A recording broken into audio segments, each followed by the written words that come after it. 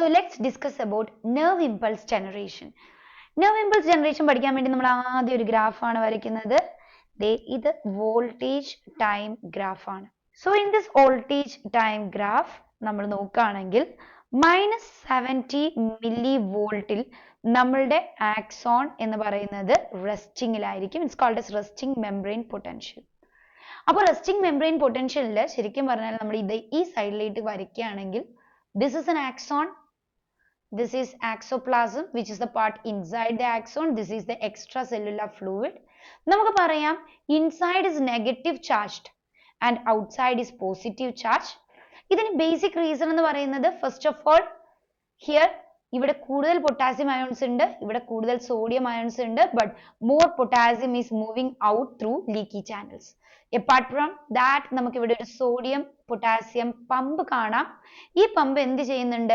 ഒരു 3 സോഡിയത്തിനെ വെളിയിലേക്ക് പുഷ് ചെയ്യുന്നു, 2 പൊട്ടാസ്യത്തിനെ അകത്തേക്ക് എടുക്കുന്നു. So literally we are taking 1 positive ion outside. Also there is more negatively charged proteins inside the axoplasm. അപ്പോൾ all together നമുക്ക് inside -70 millivolt ആണ് കിട്ടുക, outside positive ആയിട്ടാണ് ഇരിക്കുക. So this is the axon at this stage.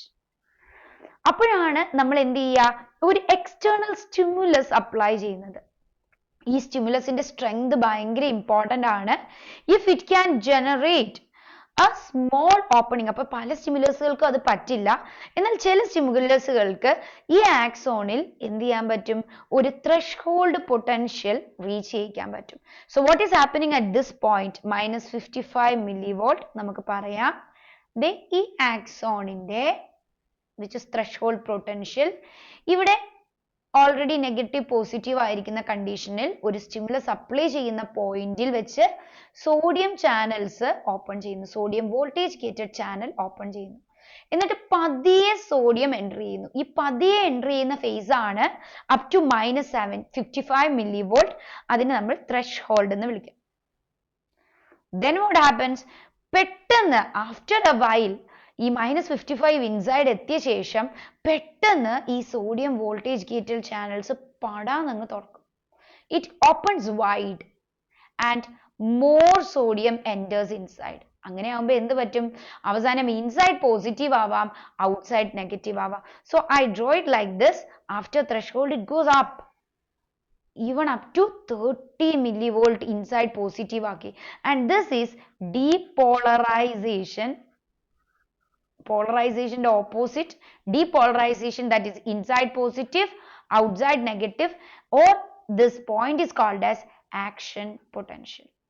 After action potential അല്ലെങ്കിൽ sodium voltage gated channel തുറന്ന് sodium അകത്ത് കയറി കഴിഞ്ഞാൽ ഇമ്മീഡിയറ്റ് ആയിട്ട് നമുക്കൊരു കാര്യം സംഭവിക്കുന്നതാണ്, നമ്മളുടെ ഈ സോഡിയം വോൾട്ടേജ് ഗേറ്റഡ് ചാനൽ പെട്ടെന്ന് അടയും.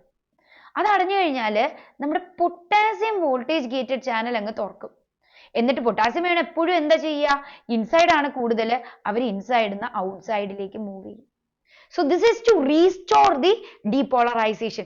ഡീപോളറൈസേഷൻ തിരിച്ച് നമുക്ക് റീപോളറൈസ്ഡ് ആക്കി കൊണ്ടുവരണം.